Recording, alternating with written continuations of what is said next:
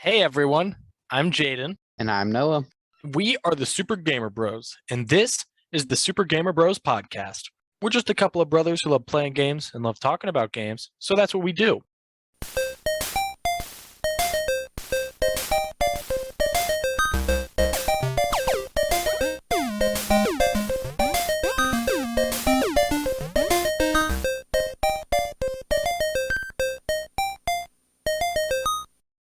So today, Noah, we are talking about the Call of Duty Modern Warfare Trilogy.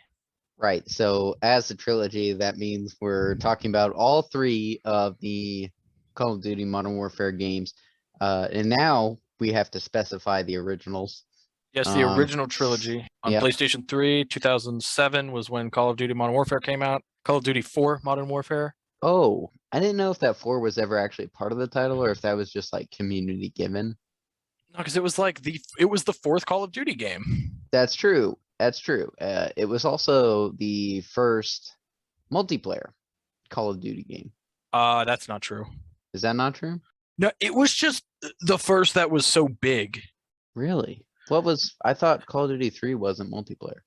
I mean, it might have been co-op, but I didn't think it was online multiplayer. I guarantee it is because I've watched on YouTube videos of people playing, I think Call of Duty 2 I think you even might be right about that.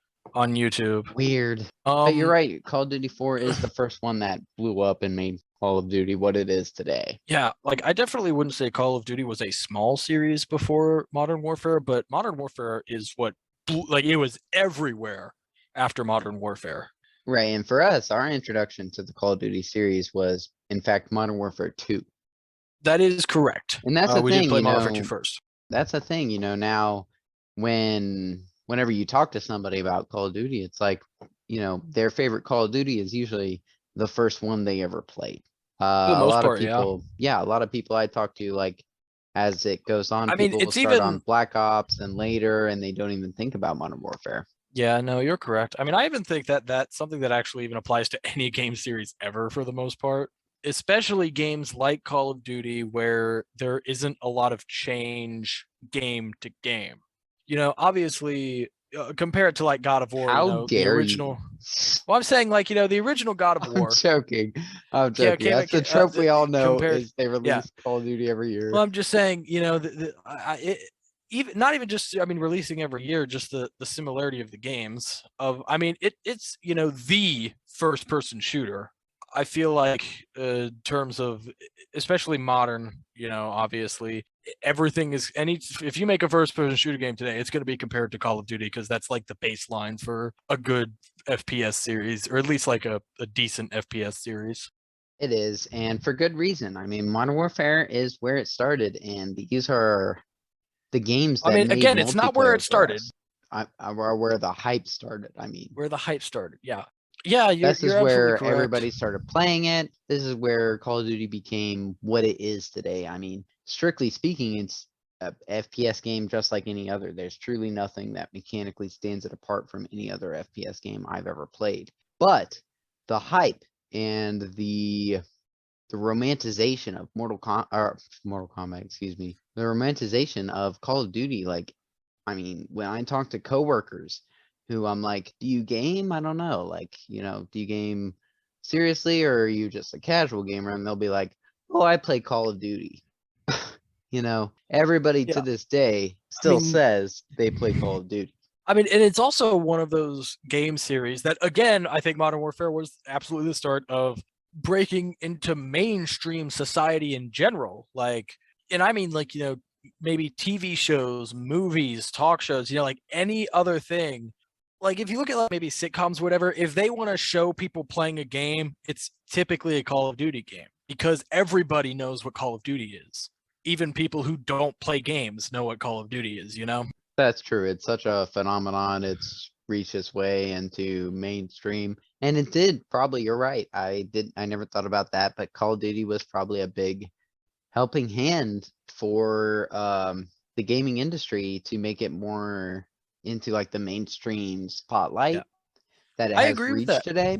Yeah, I remember this was a few years ago. I was listening to this podcast. It was like 2015. I was listening to the podcast, but the podcast itself had been released in 2009, so it was way back.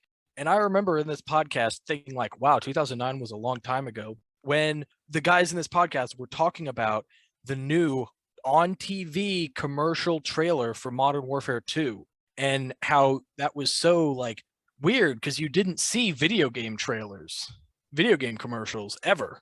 And so it was so weird to see these Modern Warfare 2 commercials. And I thought, man, that's crazy. There was a time that those weren't just a normal thing. I actually kind of remember that too. Um, When video games were not treated as serious as they are today. oh, absolutely. But yeah, I mean, obviously we have extensive experience with Call of Duty. We were absolutely those big Call of Duty players back in the day. And this was honestly something that, as I'm looking through kind of our list of games, whatever, looking at, oh, what game should we talk about next? I remember in this like document, I have this list of games, seeing Modern Warfare and thinking, we talked about Call of Duty. What? Pause and be like we did, right? And like going back and looking through all the episodes and wow, we did not talk about Call of Duty yet. Yeah, I guess we'll do that. Because again, it is a very big game in our lives. And in general. Anyway, Yes. the Anyway, setting. the setting. Yeah, we'll get into it. So Modern Warfare takes place in it's a modern day game, which at the time, and I still feel like it's honestly kind of true even today. It's very rare. Most FPS games back then, especially, took place either in the past during world wars, like the battlefield games, and what's because you had like the Battlefield 1942, Battlefield 1943, Call of Duty I was gonna 2, say, Call of Duty 3. I don't know about the very first Call of Duty, but I would have to assume it as well. They all take place during wars of the past, because I imagine it's just easy to do because of like not having to necessarily explain why people are fighting. you also don't Yep. have to make anything up. You don't have Yeah. to create anything. Yeah. For Uh, modern wars, you have to create conflicts that's or make true. a Yep. statement Yeah. about an And existing conflict. yeah. And also, but and then kind of going the opposite of the World War type games, other FPS games were in the distant future, and that's talking about like the Doom that was in the distant future, kind of sci-fi FPS games, kind of future dystopian society stuff. Those were Advanced basically what warfare. well that's a newer one, but back in the day, and that's what those games were. That's what FPS games were. They were typically either a long time, I mean, relatively a long time ago, or way in the future. And I have to imagine, at least I'd always assumed that was one of the reasons that Call of Duty 4 Modern Warfare became so big, was because it was a modern day, like, hey, this is what it would be like if America and Russia went to war, or yeah, like that's to me always kind of what it seemed like. And then also there's obviously a Middle East part of that as well. That's true, but that is how it started out. Is they Yeah, kind of like tackled the Middle East. It was at yeah, that time of the war on terror, right after 9/11. That kind of stuff is what they were going for in Modern Warfare originally. yeah. Hmm. And what I thought the draw was for Modern Warfare is that when you do these like World War games, it dates the weapons. And when you're doing Modern Warfare, you have all the weapons that we have today, and that Yeah, really which opens up the catalog. um also this is something that more talking about the story of the game itself. I don't know if if the older Call of Duty games pre-Modern Warfare did this, but at the very least it was introduced in Modern Warfare, where the game story is told with the use of many playable characters, which gives you a variety of different viewpoints and locations to deal with. So you're not just playing as the same guy going through the same conflict. You're, in for example, Modern Warfare, you play as both an American, I think he's an army, like an army ranger, and then you also play as British special forces soldier. So you're doing like you're playing as two different people experiencing two completely different wars almost that are going on. And that's a similar theme that they do, which keeps it, I think, fresh. It does keep it fresh. For me, however, I found it confusing. I had a hard time keeping up with the story and had to either watch videos or play through the game multiple times to truly understand it. Okay, I can't say I ever had that experience, honestly. Anyway, we're gonna go ahead and move into the story. So I'm gonna breeze through this as quickly as I can because we are talking about 3 different games here, and the stories aren't too complex, but still 3 games is a decent amount. So obviously, we're going to start with Call of Duty 4 Modern Warfare. In 2011, a civil war breaks out in Russia between its government and ultra-nationalists. Meanwhile, a separatist group led by Khaled al-Assad, who holds anti-Western views, seizes power in an unnamed country in the Middle East through a coup d'etat. In response, the United States invades the country. A platoon of U.S. Marines from 1st Force Recon Company, led by Lieutenant Vasquez, failed to capture al-Assad and later engage in urban combat in a nearby city with support from an M1 Abrams tank. Meanwhile, new British Special Air Service operator Sergeant John Soap McTavish is recruited into Captain Price's team, which conducts 2 operations. The first leads them to infiltrate a cargo ship in the Bering Strait. Neutralizing the armed Russians on board, the team secure a nuclear device labeled in Arabic. Enemy MiGs scuttle the ship, but the SAS escapes by helicopter. A very iconic mission there, crew expendable. The second operation... Oh, sorry. Were you going to... No, you're good. I was just gonna say, don't remember it specifically, I guess. on the Also, ship and none of stuff? that. I never caught any of that in the story. I feel like you didn't play this game as much as I did. That's true. I mean, you played the campaign multiple times for sure, Oh, yeah.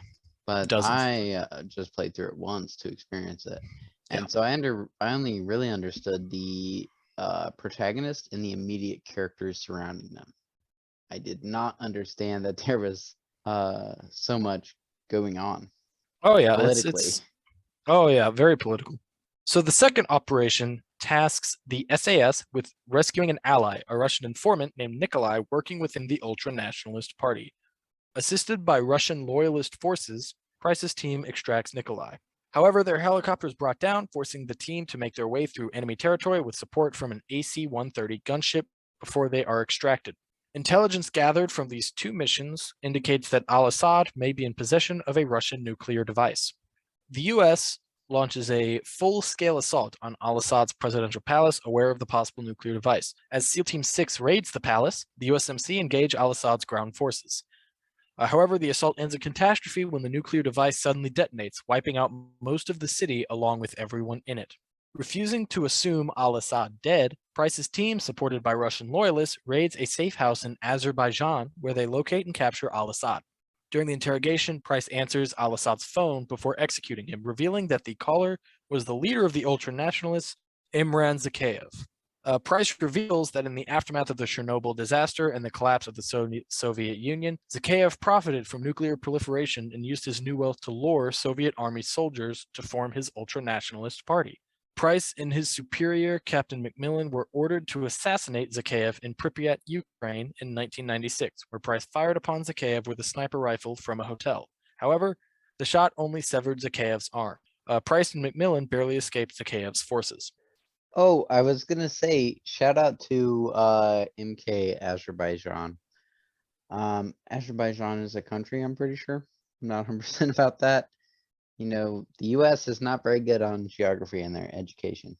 But MK Azerbaijan is a pro player in Mortal Kombat, and so I'm giving him a shout out. Anyway, I was gonna say, this is an iconic scene. This is like the most iconic scene in Modern Warfare. Yeah, one of the most iconic missions in the history of gaming as you make your way through Pripyat with Captain Macmillan. Yeah, this remains to be my favorite mission in all of Call of Duty. Yeah, it's just so fun. It's a really good one. So following al-Assad's death, Price's team hold off against ultranational forces who arrive to avenge him. A joint task force composed of the SAS, Force Recon, and the Loyalists attempt to capture Zakhaev's son, Victor, to learn Zakhaev's whereabouts. After ambushing him, Victor flees but is cornered on the roof of an apartment building. Refusing to surrender, he commits suicide. Enraged, Zakhaev retaliates by taking control of a nuclear launch facility. An operation is launched by the task force to take back the site. However, Zakhaev promptly launches nuclear intercontinental ballistic missiles at the US eastern seaboard, the potential of causing 41 million casualties. The SAS and Force Recon manage to breach the facility and remotely destroy the missiles over the Atlantic Ocean. They escape in military trucks with Zakhaev's forces in pursuit. An ultranationalist Mi-24 Hind helicopter destroys a bridge and traps the joint force. In the ensuing fight, a tanker explodes and many of the group are either killed or injured. Zakhaev himself arrives and begins killing wounded soldiers when arriving loyalists in a Mi-28 Havoc destroy his Mi-24 Hind. Distracted, Zakhaev turns to the Loyalists, and Price gives a pistol to Soap, who kills Zakhaev and his escort. Loyalist forces start tending to the wounded immediately. In the epilogue, the missile incident and the ultranationalist support of al-Assad are covered up, prompting further events. And that's Modern Warfare. Yeah, solid ending. Yeah, it's cool. It's good. I really like the story. So, now we're gonna go ahead and jump into Modern Warfare 2. Despite the events of the previous game preventing a nuclear war, the ultranationalists ultimately seize control of Russia, and Imran Zakhaev becomes a martyr.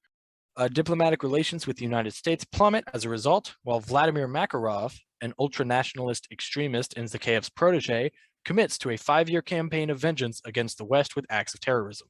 In 2016, Private First Class Joseph Allen, whose actions in Afghanistan impress U.S. Army General Shepard, is embedded into Makarov's team, who commit a mass shooting at an airport in Moscow, killing multiple Russian civilians. Makarov, aware of Allen's true identity, kills the American, leaving his body at the airport to implicate the United States in a false flag operation. Meanwhile, Sergeant Gary Roach Sanderson teams up with Captain John Soap McTavish to secure an attack characterization system, or ACS module, from a downed American satellite that has been retrieved by Russian forces and kept in a hangar at an airbase in the Tian Shan range of Kazakhstan. After learning of the airport massacre, Soap, Roach, and several other members of the multinational special forces outfit Task Force 141 are sent to Rio de Janeiro and succeed in capturing Alejandro Rojas, Makarov's arms dealer. Meanwhile, in retaliation for the airport massacre, Russia launches a surprise invasion of the United States eastern coast, achieved by their earlier capture of the ACS module and disabling American satellites over North America, leaving NORAD blind to their attack.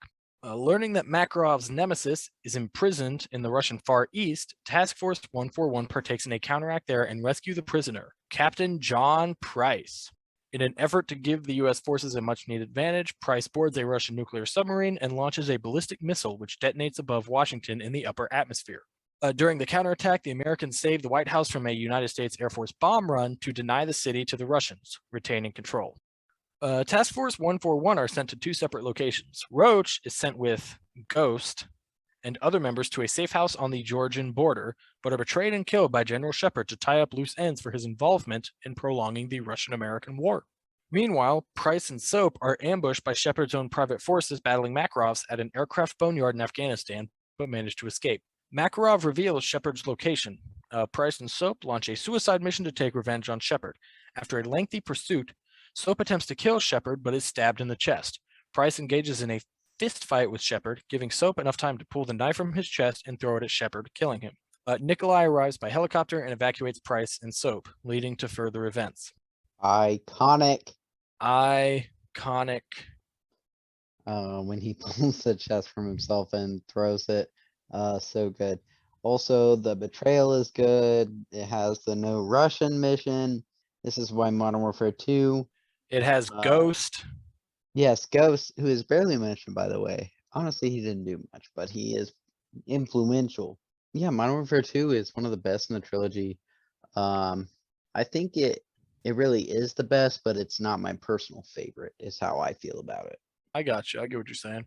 I like the maturity in recognizing that it might not be the best, but it's still your favorite. Recognizing that there is a better games. Yeah, I'm impartial. Yeah. I recognize my own bias. So And this one's my favorite. let's go ahead and Modern Warfare 3.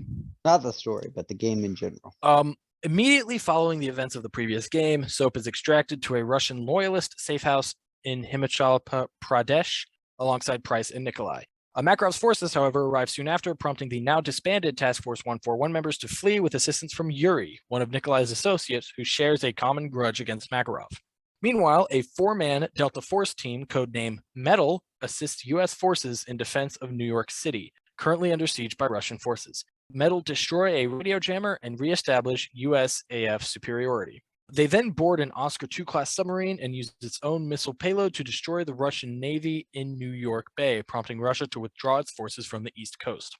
3 months later, Boris Vorshevsky, the president of Russia, flies to take part in peace talks with the United States in Hamburg. Makarov's forces, however, ambush the plane, forcing it to crash land. Makarov demands the president relinquish Russia's nuclear launch codes, threatening his daughter's life if he does not comply. Makarov then ordered bombs to be sent from Sierra Leone to several NATO-affiliated capital cities. The Special Air Service identifies such a shipment inbound to London, but the bomb detonates anyway despite their best efforts. With their defense forces crippled by the attacks, Russian ground forces launched an invasion of the European continent. Whilst the U.S. military coordinates efforts in repelling the invasion in Europe, Price's team acquire a lead from Macmillan that Volk, CEO of Fregata Industries, is responsible for constructing the bombs. Price acquires Volk's location from his Somali contact before killing him, relaying the information to Metal, who are deployed to capture Volk in Paris alongside US and French forces, including the GIGN. Volk reveals that Makarov is meeting with his associates in Prague. However, the meeting turns out to be a trap. Sergeant Kamarov, a Russian loyalist in close contact to Price, is killed by Makarov, while Soap is mortally wounded during the fight and dies soon after revealing Makarov's association with Yuri. Price interrogates Yuri at gunpoint, demanding to know more about his past with Makarov. Yuri reveals that he was present in Pripyat during Zakhaev's attempted assassination and became disillusioned with the ultranationalist cause following the nuclear detonation in the Middle East. He then explained that he heard Makarov's plan to massacre the people in International Airport in Russia, but as he tried to defect, Makarov critically wounded him via a gunshot to the heart. As he crawled in the elevator, he managed to reach the floor where the massacre had already taken place.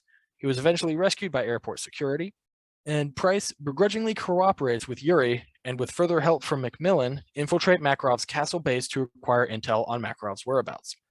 Price learns that the Russian president's daughter, Elena, is in hiding in Berlin. Team Metal relay the intel and work with the Germans to reach her, but fail to get her before Makarov's forces capture her. Metal track Elena to a diamond mine in Siberia and launch a rescue mission alongside Yuri and Price. Though the rescue mission is successful, Metal Team sacrifices themselves as the mine collapses. With the Russian president safe, Russia and the United States call an immediate ceasefire, ending the war in Europe and abroad. Though Makarov goes into hiding, Price and Yuri track him to a hotel on the Arabian Peninsula in January 2017. Overcoming fierce resistance, Price and Yuri corner Makarov on the hotel rooftop. Though Makarov gains the upper hand, Yuri intervenes but is killed in the process, allowing Price to strangle a distracted Makarov, hanging him from a steel cable. As the police approach the hotel, a victorious Price smokes a cigar. A lot happens there. And that's the 3 games. If I had to rate based on their stories, I would probably do, in terms of favorite to least favorite, 2, 1, 3, I think. I feel the exact same way, just because the missions from 2 and 1 are more memorable to me than the missions from 3, and their impact as well, story-wise. Yeah, I think I can agree with that. Also, Soap dies, and I hate that. I don't really have a preference. You know, all the characters were expendable in the first place. I mean, I suppose. I think Call of Duty, at least the Modern Warfare series, does this thing that I hate, where they just like kill everybody. And like other stories I've experienced have done that, but I hate that. Like, you know, it's almost like kind of like a reset of the characters in every game, and that just annoys me. Like in the first game, you know, the Marine you're playing as, I can't even remember his name, he dies. And then at the end of the game, like everyone on your team dies except for Soap and Price. Like literally everybody. And then Well, I'll point out it doesn't make sense for all these people to survive all the stuff they go through in the first place.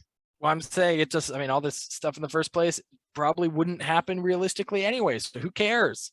And then like in Modern Warfare 2, you know, Ghost and Roach both get killed. That really pissed me off.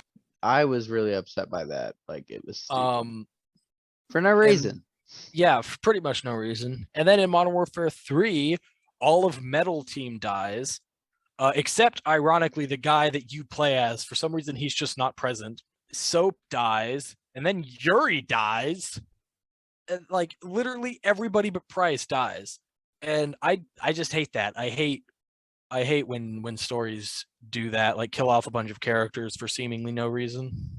I mean, it's fine as long as like the main group of characters remain intact, I guess. Yeah, but they didn't I even do prefer that. happy endings. Yeah, I know what you're saying. Yeah, Like, I also prefer happy, tied up, nice, bow tied endings. yeah, I think, and I mean even Yuri, whatever, like Price and Soap, I feel like at the very least should have been the two that lived. Yeah, and I mean that's just that's just kind of my issue with the Modern Warfare series. All the characters I like end up dying. Well, that's the story, and you know, I mean, it's great, but it's not what made the games famous, I'd argue. Um, I agree with that. I think the campaigns in the Modern Warfare series just are incredible. Like the levels, the locations, the acting, the stories. I think they're all really good. I think in terms of how you can tell a story with a for a first person shooter, it's probably it cannot be done much better than Modern Warfare did it.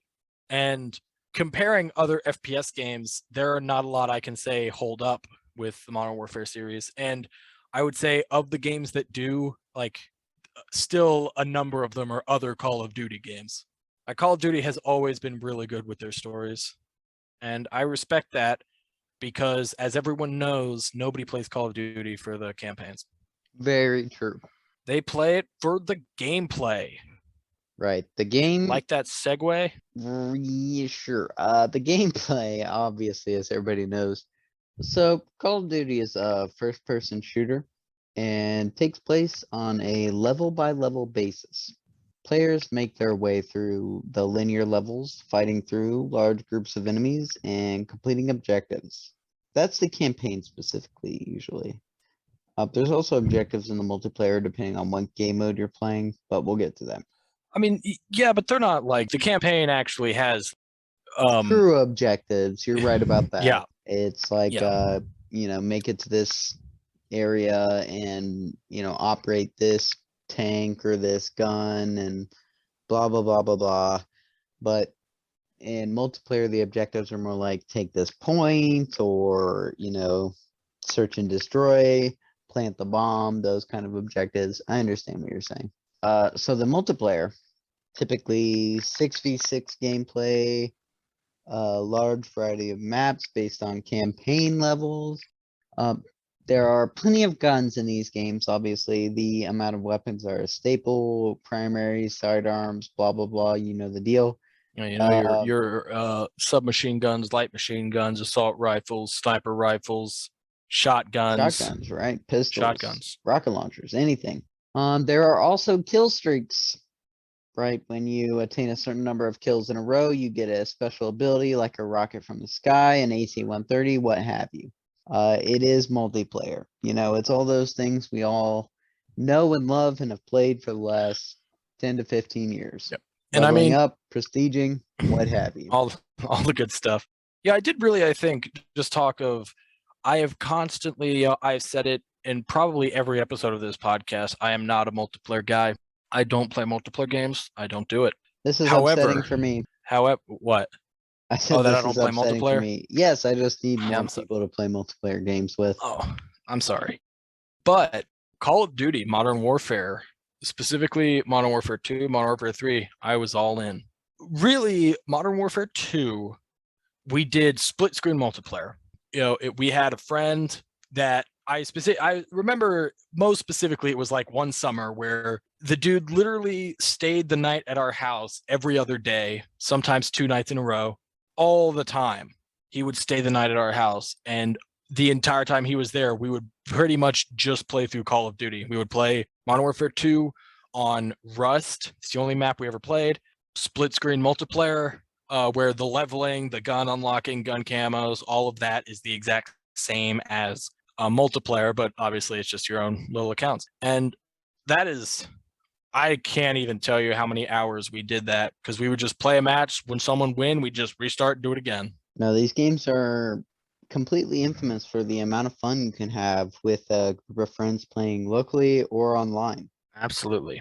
And that is what we did in Modern Warfare 2. We did not play online in Modern Warfare 2. I don't particularly know why. I think we just didn't. But in terms of us playing online games, Modern Warfare 3 is it.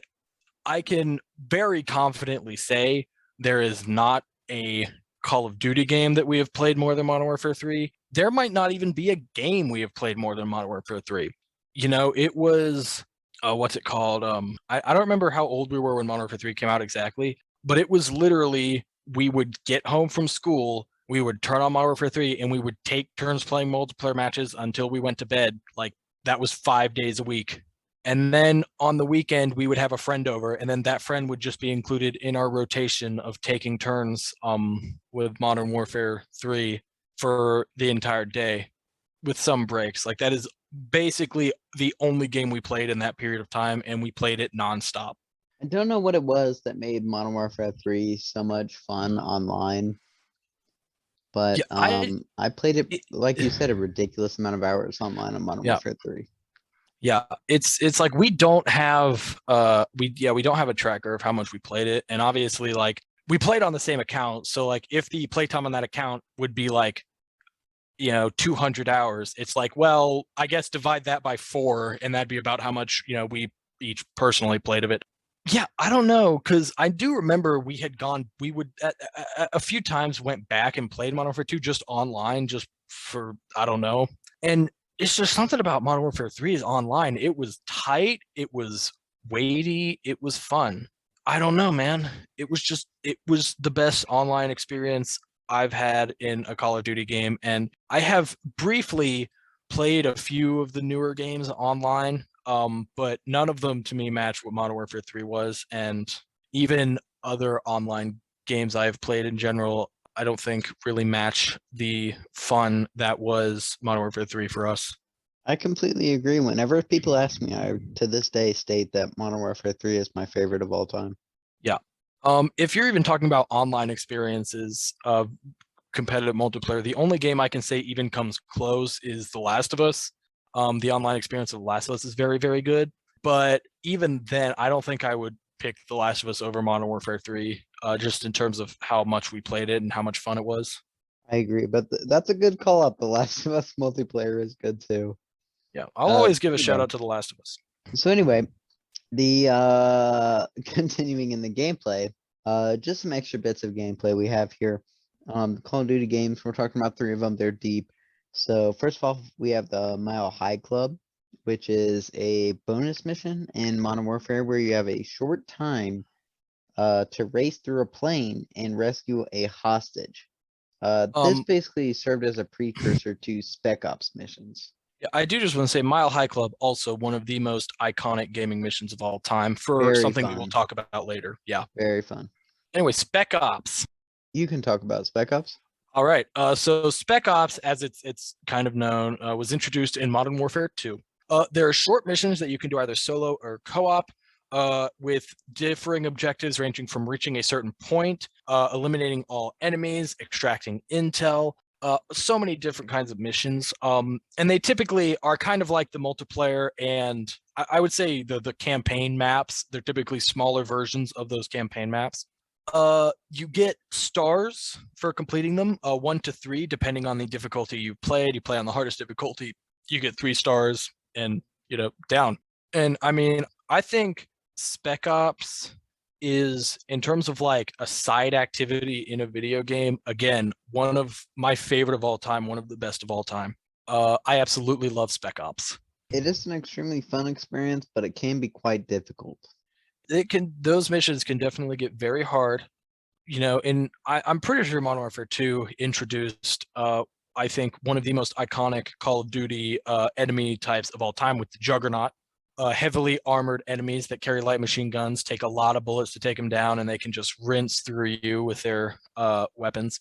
And I mean, yeah, We spent a lot of time again with friends and everything playing through Spec Ops missions, trying to unlock more because you have to get stars to unlock the next set of missions because there are sets, and just beating them all. I mean, they're all incredibly fun, incredibly like varied. I guess as varied as especially impressive for just being a Call of Duty game, an FPS. Not a lot of variance to the gameplay itself, but I don't think despite the fact that in Modern Warfare 2 there are 33, no, 22 missions, no, 23 missions. I got it. I got the number. And I don't think at any point does it get repetitive or anything like that. All of the missions are incredibly fun.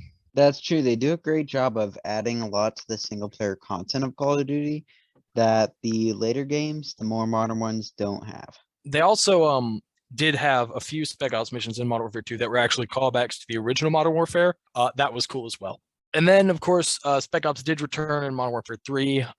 There are Spec Ops missions in Modern Warfare 3. In my experience, much more difficult than Spec Ops missions in Modern Warfare 3. I completely agree with that. No, I mean, it's Spec Ops. Again, we spent so many hours playing that and just fun. Really fun. So, Anyway, I do also really quick. Sorry, no, what you were saying? Oh, I was just going to move on to the museum. Oh, I wanted to talk about Museum. Do you remember Museum? No. Okay. Yeah. So Museum is a bonus level in Modern Warfare 2 where you're in a museum and there are 3 different rooms. And all these rooms are, in 2 of the rooms, there's a bunch of small scenes taken from different missions of the games. Sorry, just the game of Modern Warfare 2. And then there's another room that's just a bunch of mini vehicles. That room does literally nothing. But yeah, it's a bunch of small scenes, kind of like what do you call them? Displays at a museum, I guess. And when you get close to them, they kind of there's motion, you might have there's one that maybe Soap and Price or talking to each other, and there's a guy in the background surveying and stuff. They move when you get close to them. And yeah, they have little scenes from I think every mission in the game. And then they're also in each of the rooms that have people. There is a button that if you press that button, all of the people come alive and try to kill you. All of them. And there are different types of soldiers. There's one of the rooms has a juggernaut, and any of the rooms that have the heroes or the playable character like Price, Soap, Ghost, those people have more health than a standard soldier. Fun fact, I guess. I thought it was really cool just looking around at all the different missions and stuff, and looking at just the characters and stuff. My only issue with this level in Modern Warfare 2 is it does literally nothing. There isn't a reward for pressing the button and killing everybody. And trust me, I did that. It took a long time. I wasn't good at it. There's a lot of I did it on every difficulty. Just so much stuff that it's cool, but I don't know why it accomplishes nothing to, I guess, beat it by killing everybody, and that just always annoyed me. I understand your remember gripes. I do remember that. I didn't do it. I think it's cool. Yeah, it's cool that it's there, but I remember when the game was newer and playing it and just man, maybe you got to kill the people in a certain order, maybe you got to do this, maybe you got to do this, trying all these different things and nothing, and looking it up and being like, oh, I guess it literally does nothing. That's annoying, but that's just me. That's just you. Anyway, we also have survival. Introduced in Modern Warfare 3, survival was a new wave-based game where the player is inserted into a multiplayer map alone or with a single partner and defends an area against waves of enemies. The player can buy support options unlocked with money earned during each round via the means of killing the enemy and completing the optional objectives on each wave, which vary from getting multi-kills to not taking damage. So those side objectives will help earn more money. You also gain experience for killing enemies, which allows for more weapons to be unlocked, as well as other support options such as kill streaks and what have you. Yeah, that's it. Yeah, personally, I am not a fan of survival modes because there's no way to beat them. The only way to get out of it is you lose. And I don't like situations like that. I couldn't agree with you more on that. That's an issue I always had with like zombies and other Call and the Treyarch Call of Duty games, and I mean any kind of survival game. I also hate that. Modern Warfare 3 survival, I played it a bunch. It is, I think, a really well done game type. I know our younger brother Houston and we both played this and played it a lot. Like we played on every single map, because they do have like difficulties. They get progressively harder. We played on every single map. We spent a long time playing this survival and trying to survive as long as possible on each map. Incredibly fun. We came up with strategies. We came with like, this is our base. This is where we hide out. We set traps in each round. Every like few rounds or so, juggernauts would appear. So we would always buy predator missiles so we could kill the juggernauts instantly. We very much, had this down. We would spend a long time playing survival mode. That does sound like a ridiculous amount of time. Thanks. Anyway, And why don't you talk about the collectibles? Yeah, so the collectibles in, I mean, pretty much every Call of Duty game is intel. It's just, a military kind of collectible. In Modern Warfare, which this is actually something I did not know until I looked it up yesterday. In Modern Warfare, they unlock cheats that do things as simple as changing the colors of the screen, like black and white, inverted colors, to giving you unlimited ammo, or when you kill an enemy, they turn into a stack of tires. I don't know why that one's there, but it is. Stuff like that. And then That is in hilarious, though. yes, yeah. In Modern Warfare 2 and Modern Warfare 3, and I feel like most other Call of Duty games, again, I never bothered to check. They don't do anything. Yeah, they're just a little extra thing. Just find the intel. Again, I feel like the only reason it's intel is because it's something that makes sense in a military game. It could literally be any item at all, and it would serve just as much of a purpose. But I mean, they're fun. I think I've got all the intel in all three of these games. Intel's fun. Yeah, I've collected some, but saw no point in doing it. I didn't know that they had cheats in the original one. That's very interesting. Yeah, neither did I, again, until I looked this up yesterday, because I was as I was making this document, I was just thinking like, oh, Intel doesn't do anything, so I guess it's just there. And I stopped and thought, you know what? I should look that up before I say that, because I'm gonna feel like an asshole if I say it doesn't do anything. Yeah. Yeah. If I say it doesn't do anything and then I look it up and it's like, oh, it actually does all these things. So I was mostly right in my initial assessment. But anyway, yeah, that's Intel. Not really much to say about it. Now we're gonna move on to notable trophies. So first, Modern Warfare. Call of Duty Modern Warfare on the PlayStation 3 did not have trophies. It did not. It's an older game. Did not have trophies. But when Call of Duty Modern Warfare Remastered was released on the PlayStation 4, that did have trophies, and I did get the Platinum Trophy in that. That is extra. Yeah, I am. So the two notable trophies in that game, Best of the Best, beat the Infinity Ward, best time on the ship training course in FNG. So, the first level in Modern Warfare and Modern Warfare 2, both have you go through, like a training course where you bust down a door, you shoot wooden boards cut to look like people, and whatever, and you have to follow what your instructor is yelling at you. So you have to beat it in 15.1 seconds. That was a long time. It took a long time for me to do that. Yeah, I was gonna say that sounds quite difficult. If I remember correctly, I think you get like time taken off for your accuracy. So it's like, it's not actually 15.1 seconds. It's, it can be a bit over that, but if you're like hit all of your shots, you get like a second off or something like that. I honestly don't remember. I just remember I spent a lot. Like, I think this was the first trophy, because what I always do in games kind of like this is I will look at what the hardest trophy is, and I will say, okay, I'm going to get that trophy before I do anything else. Just because if I can't, then I'm not going to worry about all the other random stuff I have to do for trophies. I'm just going to play through the game. And I spent like an hour on that. And you got to think each run was roughly 20 seconds long. So I ended up doing this for a long time before I was able to get it. Yeah, that sounds horribly awful. No, it was great. It was awesome, fun times. Almost as much fun as the Titanfall 2 training course. Hey, I did that one too. So bow before me, brother. All right, I'll take slow clapping. I'll take the slow clap. And then Modern Warfare Mile High Club, skydive to safety on veteran difficulty, beat Mile High Club the mission on veteran difficulty. This is, especially if you're talking Xbox, one of the most iconic, well-known achievements in the history of gaming.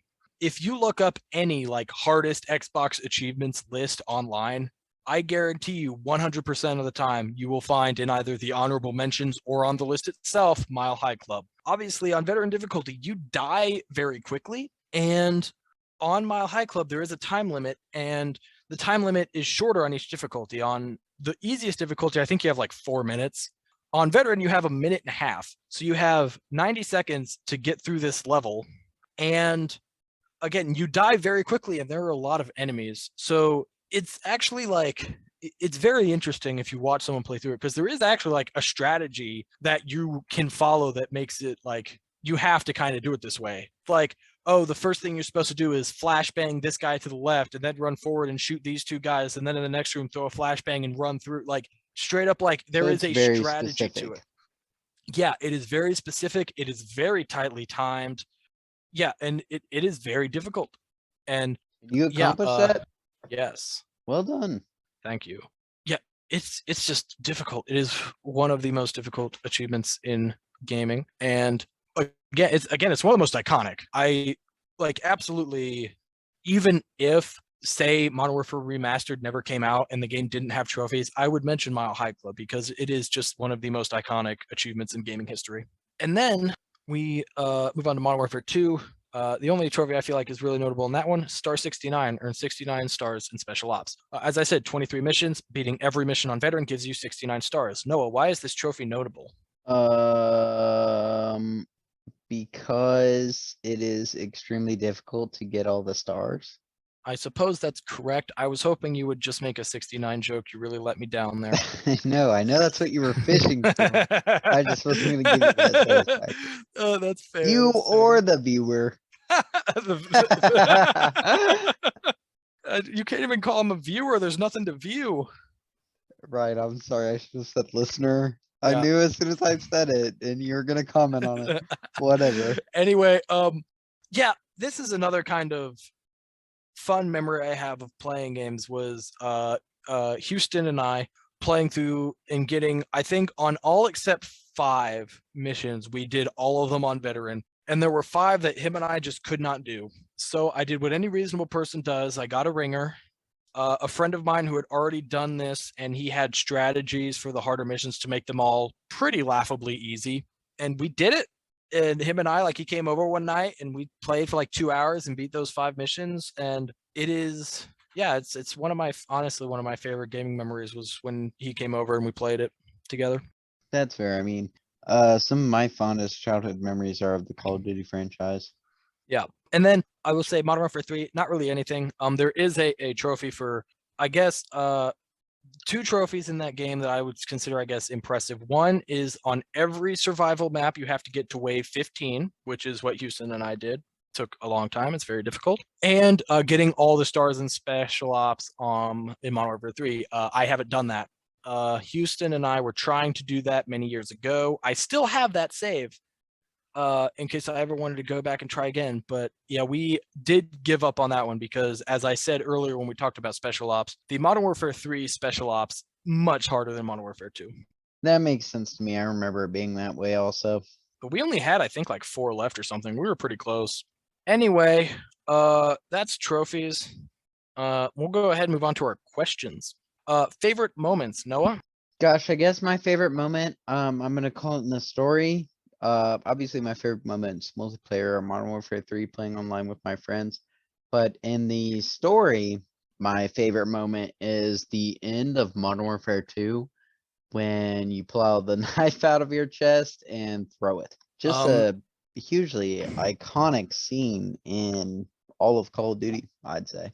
Maybe the most. Completely agree with you. I would even go as far as saying just that last mission in general is one of my favorite missions in any Call of Duty game. I think it's a really cool mission. I agree with that. And then, as always, we mentioned it earlier, all gillied up. It is an iconic mission for a reason. It is really fun. The fact that you stealth through like 90% of it also makes it a pretty quick mission to go through. And it also is based on a real location, Pripyat, and going through like the abandoned square and stuff like that. Like it's just a really cool mission. It is very cool. I'm gonna call a close second to No Russian, by the way. Yeah, very controversial. No Russian was, but we loved it. Oh, I mean, it should have been far more controversial. I mean, it's a horrible mission, when you think about it, but you know, just inside the game, it's fun, it's ridiculous, it's like, wow, It's very over the top. big. It's Yeah, over the top. Yeah, yeah, that's a good phrase. yeah. Favorite game, Noah? Yeah, my favorite game is Modern Warfare 3. The Uh, amount of time we spent, or at least I yep, spent playing online. yep. I guess I would say, I guess for me it depends on what category you're talking about. If you're talking about the multiplayer experience, I would say Modern Warfare 3. But I think in terms of the Spec Ops / single player experience, for me it's Modern Warfare 2. I absolutely love Modern Warfare 2. I think it is the best campaign of the three. The Spec Ops missions are, I think, best, and it's also just in terms of iconic. Like I can remember every mission of that game very well because I played it so many times. Modern Warfare 3, I honestly can't. I can picture like, oh, I remember doing this and sort of I remember that, but it did not stick with me as much as Modern Warfare 2 did. And Modern Warfare stuck with me as a lot as well. But I do think between 1 and 2, 2 is better. I agree with you story-wise, but multiplayer-wise, Modern Warfare 3 stands out the most, and that's also where I I put the most hours. oh, absolutely. Any miscellaneous thing you liked that we haven't talked about? Yes, I was gonna say this. In the multiplayer of the original Modern Warfare, you had an issue, or not an issue. You had a gameplay aspect where you could play where the weapons were pickup. You know, everybody would start out with like a pistol or whatever, and you pick up weapons as you go around the room. It's Kind of a like classic yeah, FPS FPS thing. Yeah. shooter things. And I liked that. I wish they would have kept a game mode like that going forward, but they didn't. And that's okay. But it's just a miscellaneous thing I liked in the original. I got you. I respect that. What we didn't like about the game, Noah? That's a tough one. All right, I'll go first. Give you a little extra time to think of something if you're trying. Yeah, I just don't A have big anything, thing I for think. me, yeah, a big thing for me when I went and got Modern Warfare Remastered and played through it to get the Platinum Trophy. I don't know if it's the remaster or if it is the game itself. It has not aged well. I did not enjoy it. It was very slow feeling. Like that was my biggest takeaway from it. I was like, dude, this game is just so slow. And I really did not enjoy it playing through it, which was really upsetting to me, being because I am such a fan of the original game. Again, I don't know if that's maybe just something that was up with the remaster because it was not the original. But yeah, that's just that sucked. Like I haven't played either the remaster or the original since I did get the platinum on it, which was at this point like 3 years ago at least.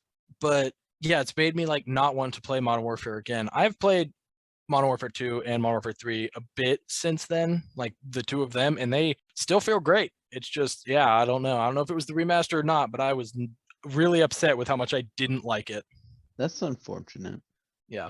Replayability. I mean, I'd say Yeah. yes. Yeah. Yeah. I mean, we all know they're Call of Duties. I mean, as far as the campaign goes, you can testify as to whether or not they're replayable, but obviously the multiplayer has basically infinite replayability as long as Yeah. other people are playing.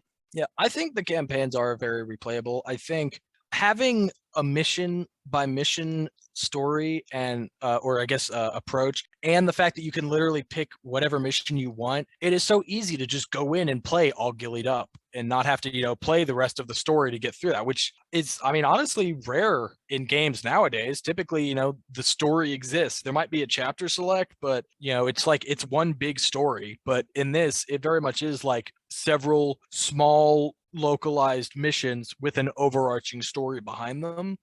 So I mean, I've absolutely gone back many, many times and just been like, I just want to play this level, and I just play that level, and I move on.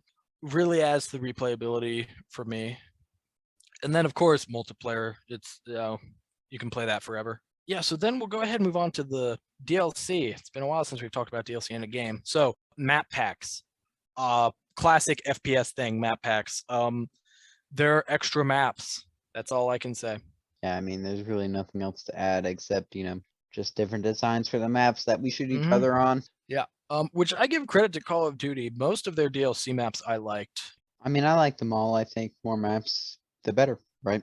Yeah, The more and the more merrier. variety. Also, we do have to mention Modern Warfare 3 included DLC special ops missions. This was new, obviously. As excited as I was by that idea, by the time the first DLC pack came out for Modern Warfare 3, at least the first Spec Ops mission, we I don't know if we weren't playing it or if we just didn't have the money at the time because they were a little bit more expensive because of that. But yeah, we never played them. Not a single one. There are like 6 or 7, 8 Spec Ops DLC missions. We never played a single one, so we can't really talk about them.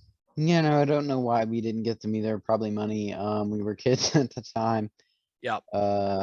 But we definitely didn't need more Spec Ops missions. They were hard enough. Yeah, we can agree with that. So, final thoughts on Call of Duty Modern Warfare Trilogy, Noah. For me, the Modern Warfare trilogy is still the peak of Call of Duty. Don't get me wrong, I love the Black Ops franchise. I love zombies for what they brought to the table. But for me, Call of Duty was living its best life in Modern Warfare 3 multiplayer. Yeah, I very much agree with you for the most part. I do think World at War and Black Ops, which are technically part of the same series, are probably up there with Modern Warfare. But in terms of Call of Duty, FPS games in general, it doesn't get much better than the Modern Warfare series. I have not played the Modern Warfare reboot, which many people said was really good.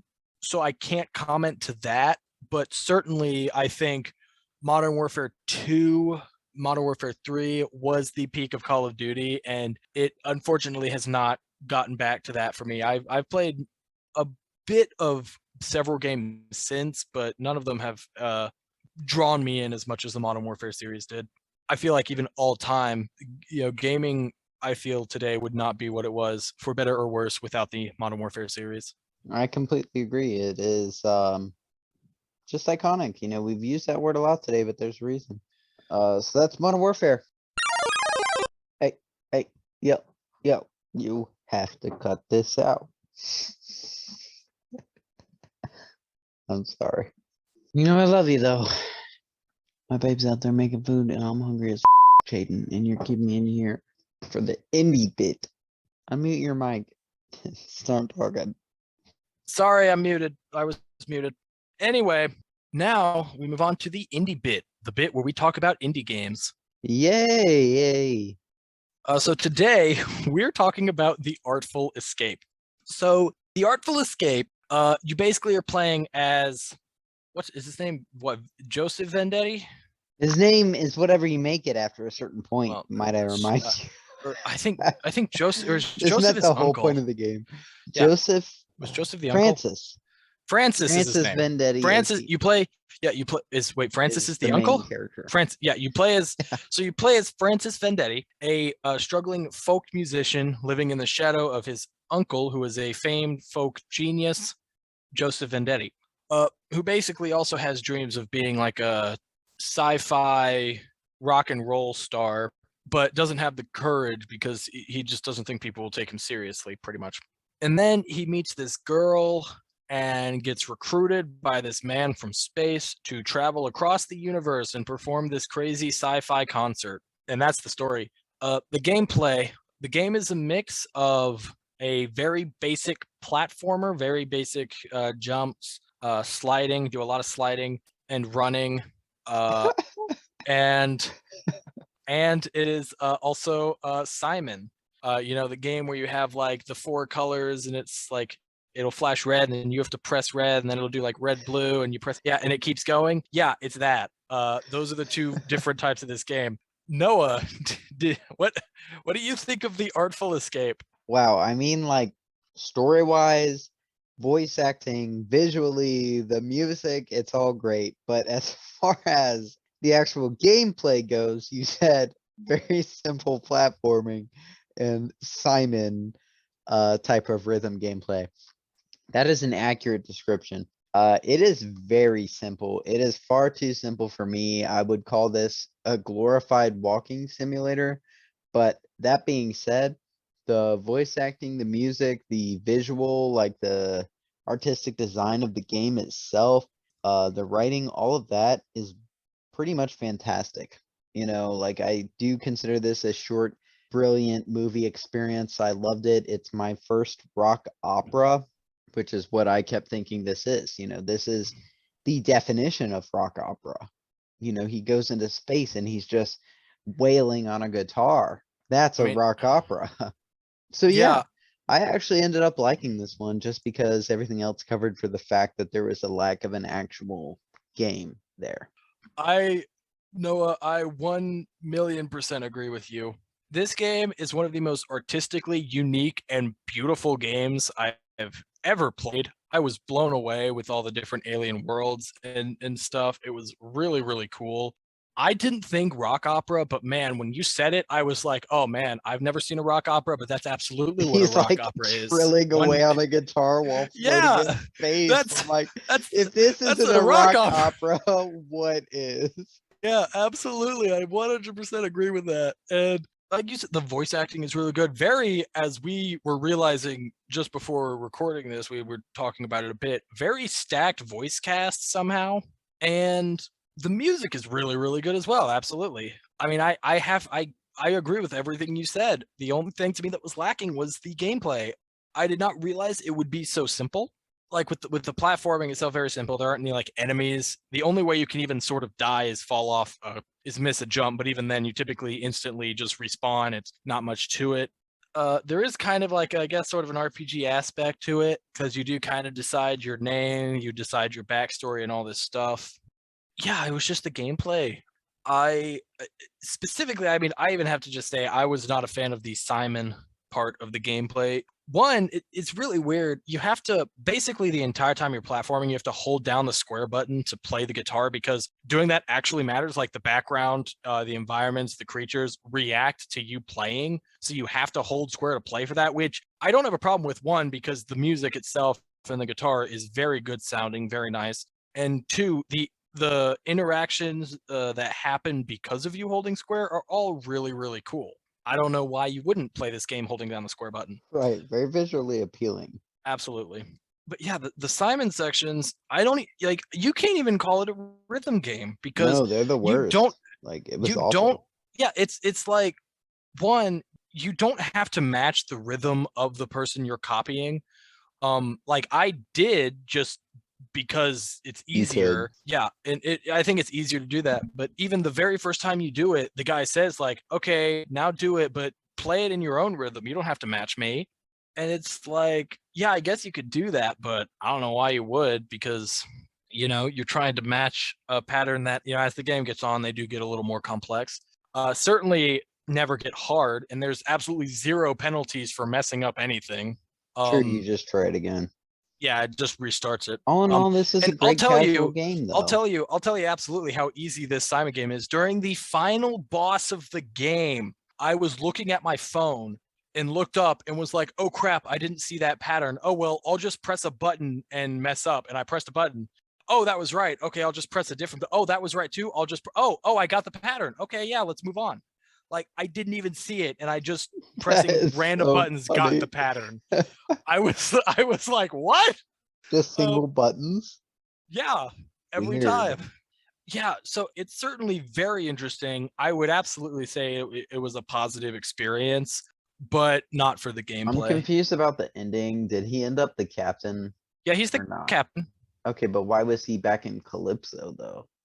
because he doesn't have to be like captaining it at all times. Oh. Well, I guess, like, Lightman was always there, so I don't know. Yeah, but I Lightman just thought it didn't was really weird. have a home to go back to. Right, because he's old? No, well, I don't know. Like all you find out about, well, you find out sort of about his past, but I don't know if that's fake or not. I also thought the Anyway, whole weird thing that like Lightman was with his uncle before. I thought that was weird. that was weird. They didn't go into it a lot. I would have liked to see that more. I I would even argue they didn't go into it at all. No. They were just like, "Hey, this happened. That was crazy," and then completely moved on. Yeah, they said it happened, that Um, they failed, and that's it. yeah. Anyway, uh, yeah, it's absolutely. I would recommend the game if you want some absolute visual Definitely if and you have audio PS treat. Pass. Absolutely, absolutely. Noah, what's our next indie bit game? Now, Jaden knows the next indie bit, and I'm sure a lot of you know too, because this game just came out and it is blowing up. So it just has to be Stray. Oh, I'm You very. If you know, didn't pick it, I was gonna pick it for my next I one. know. But Yeah. this game, it's short, it is cute, it's charming. We'll talk about it. It's about a cat. And That's Jaden and I all you love need to cats. know. Yeah, I have 3. I also have 3. Well, you've got a rotating cast of cats because you foster. That is true. I have 2 permanent cats. Yeah. Anyway, yeah, I'm absolutely excited to talk about Stray. I've been playing it. I'm excited to talk about it. No spoilers. I'm not spoiling. I'm not. Okay, I got a couple Anyway, hours left in it. yeah. Anyway, don't forget new episodes every other Monday. Rate and subscribe. Tell us if you like our show or tell us if you don't, and tell us why. Tell your friends and enemies about the podcast. You can also follow our Instagram, the Super Gamer Bros, for updates on anything that we do. And you can subscribe to our YouTube channel, Super Gamer Bros, one word, capital S, capital G, capital B, period at the end, where we upload videos every Friday. In the last 2 weeks, we have uploaded part 3 of our Lego Star Wars: The Skywalker Saga Let's Play and part 3 of our Mortal Kombat X Let's Play. 2 very different games. And yeah, that's YouTube. So yeah, we'll see you guys next game. Bye.